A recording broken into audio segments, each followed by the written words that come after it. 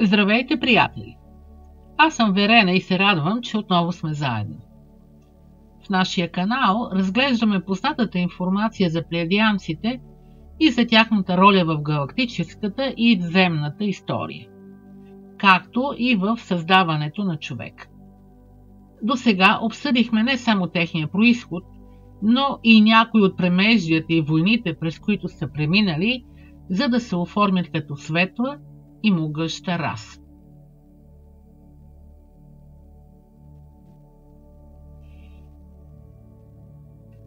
В миналия епизод се спряхме на праисторията на Слънчевата система от около 300 милиона години назад във времето, когато според контактьорски сведения е открита Земята, до около 4 милиона години преди настоящия момент.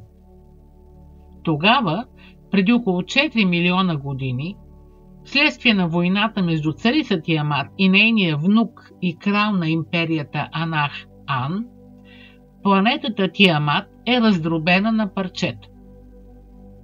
С помощта на специално средство обаче, царицата успява да събере повечето отломки в настоящата Земя. Почти веднага след това тя е убита и с това приключва закрилата върху собствената й планета Тиамат, бъдеща Земя. В милионите години преди това, под закрилата на царица Тиамат, на планетата Земя, или тогава Тиамат, живеели рептилии. За тяхното безпрепятствено развитие били организирани няколко удара с астероид, последният от които бил преди около 200 милиона години. Тогава целта била не само да се намали нивото на кислород в атмосферата, неблагоприятен за влечугите, но и да се предотврати възходът на бозайниците, конкуренти на рептилиите. По-късно обаче, по време на Лириано-Орионските войни, по предложение на една светла същност Мерлин, било взето решение да се изгради система от живи библиотеки, планети, служещи за склад на всякакъв генетичен материал.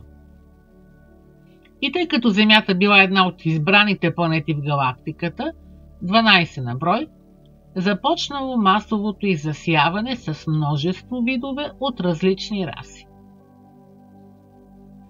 Като всяко хубаво нещо, Земята била обект на голям интерес. Под закрилата на царица Тиамат кипява буйна дейност.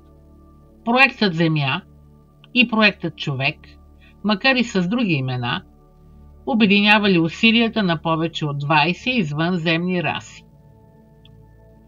Условията били благоприятни. Но къде са били рептилиите? Къде са отишли динозаврите? Според нашата наука, те са властвали на Земята повече от 165 милиона години.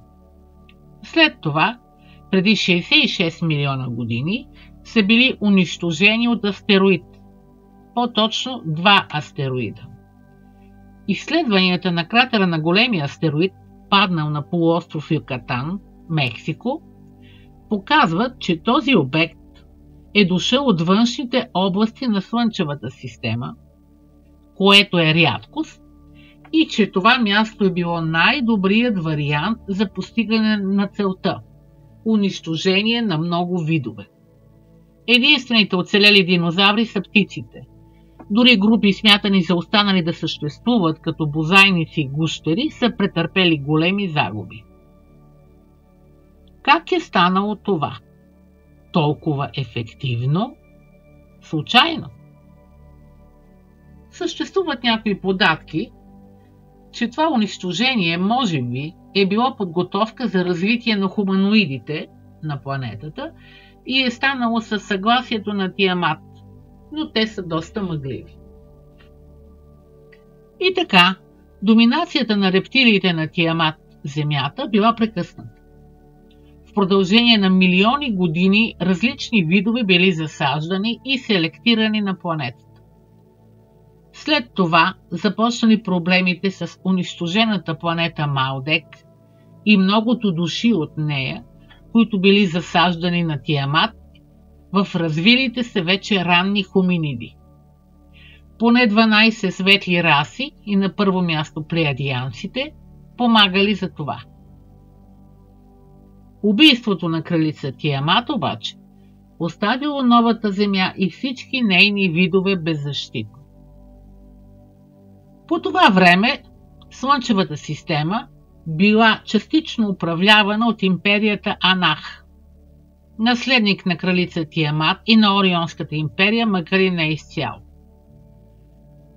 Експанзията на тази империя започна от спътниците на Сатурн и Марс и се приближила към Земята.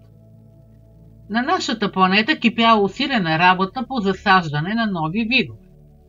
За проекта Човек повече от 20 раси, на първо място плеядианците, арктурианците и други, внесли своя дан в генетичното разнообразие на новия хуманоид.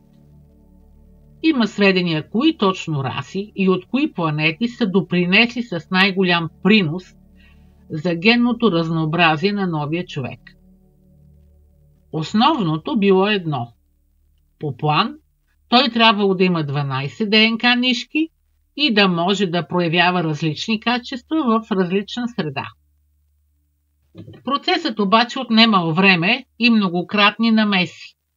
Имало грешки и недобри резултати, които трябвало да бъдат коригирани. Появили се различни видове хоминиди, но никой от тях не бил достигнал добро еволюционно ниво. И тогава анунаките се настанили на Земята.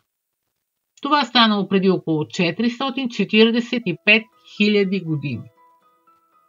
Не се знае какво е станало с плеядианците и другите раси, работещи на Земята, но нашествениците, анунаки, взели полуготовите вече продукти от генното инженерство за живата библиотека и ги доразвили, защото искали да използват земните жители да копаят злато за тях. Според контактьорите и някои изследователи, първоначалният резултат бил много окуражаващ. Човекът показал изключително големи възможности и можел да работи в мините. Той бил успешен, но може би своеволен. И това, според шумерските таблички, ядосало анунаките. Така се стигнало до потопа. Интересен въпрос тук е колко потопа имало на Земята. Защото ние говорим само за един, но науката открива, че са били повече. Според специалисти по древна история, преди познатия ни всемирен потоп е имало друг, преди 18 000 години. Наскоро излязоха сведения на някои контактьори, че вследствие на война е имало потоп в областта на Лемурия, Тихия океан, преди около 50 000 години. Различните митологии също твърдят, че е имало няколко потопа. Според индийските епоси, през епохата Сатия Юга, бог Вишну е трябвало да се превъплъщава в различни аватари на няколко пъти, за да спаси света от гибел вследствие на потоп.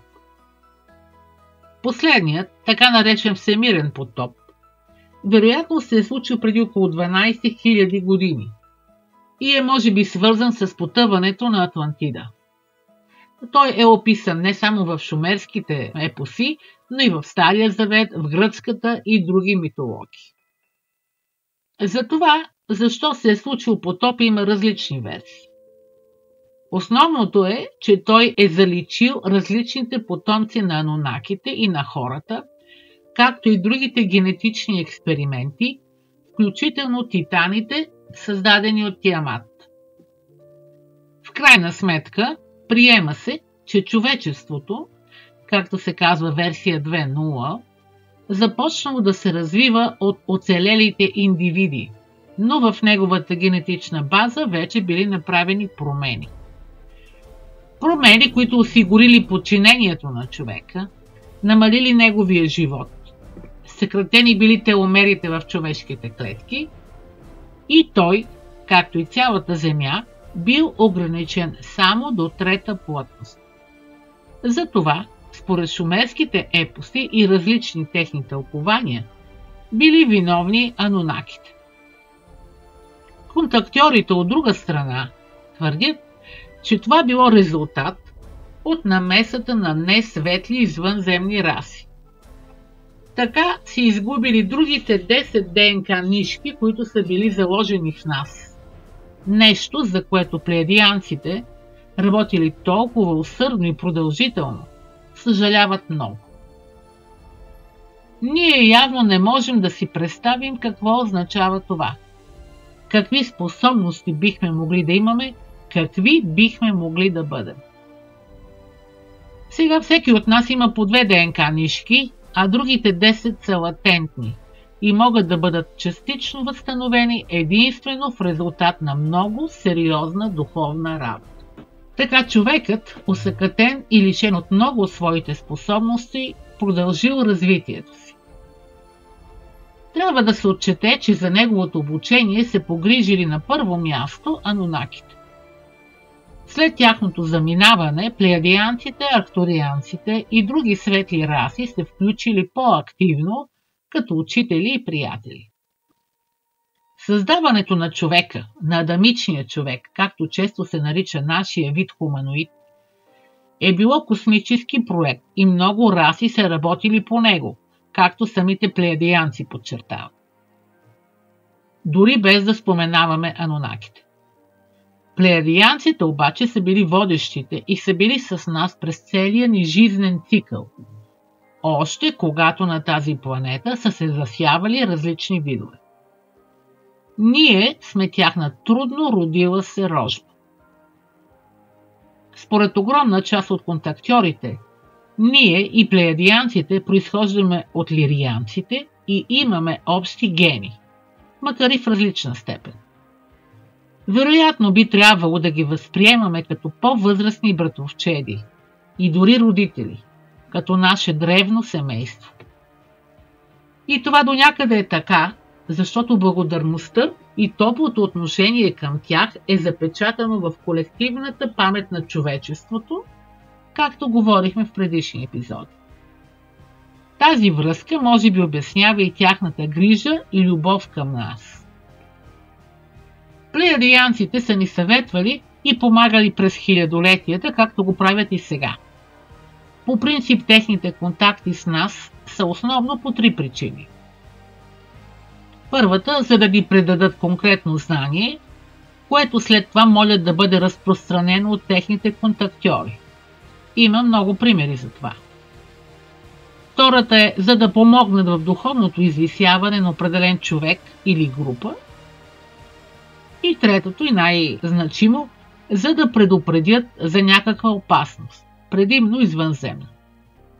Знае се за техни срещи с високопоставени представители на САЩ, включително президента Дуайт Айзенхауер, когато през 1954 година са го предупредили за опасността от ядреното оръжие и от попълзновенията на различни извънземни групировки.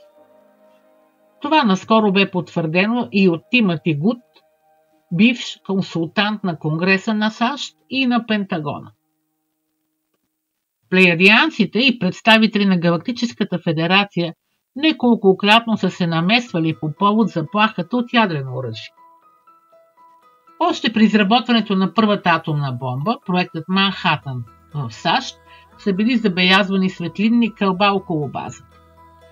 Ядрени бойни глави нееднократно са били обезвреждани и поставени в неактивен статус от кръжащи НЛО в много военни бази в САЩ, Англия и други страни. Имало е намеса на НЛО при инциденти с изстреляни ядрени ракети в орбита около Земята. По време на аварията в Чернобил през 1986 година, намесата на НЛО, облъчил разтопяващи се реактор, е намалил радиацията 4 пъти и така вероятно е предотвратил ядрен взрив, според руския информационен бюлетин Правда, публикувано през 2002 година след разследване на инцидента. Почти аналогични са случаите през 2011 и 2016 година с ядрената централа Фукушима в Япония. Многократно сме предупреждавани чрез различни послания за опасността от ядрено оръжие. Има вярвания, че плеядианците са цивилизацията, която най-яростно се бори с сивите, друга група извънземни, които са злонамерени към човечеството и неговата съдба. Според някои източници, те са и първите, които са ни информирали за надвисналата заплаха от въздействието на сивите. Доколкото е известно, плеядианците и сивите по-настоящем са в ожесточена война, както на Земята, така и в по-висшите космични измерения. Плеядианците не са наши бавачки или ангели-пазители. Те изпълняват доброволно поета от тях мисия за балансиране на силите в Слънчевата система. Това може би е защото, поради някаква причина, нашето духовно развитие и тяхното са обвързани и те искрено се стараят да помогнат. Но докато за ролята на плеядианците сме до някъде информирани, много други въпроси се нуждаят от отговор. И те предимно са свързани с анунаките. Бихме искали най-после да знаем кои са анунаките, какво са правили на Земята, колко време са били на нашата планета, какви следи са оставили и как са повлияли на другите раси, живеещи на Земята. Но за това ще си поговорим в следващия епизод от нашата поредица. Благодаря ви, че отново бяхме заедно и че харесахте този клип. До нови срещи!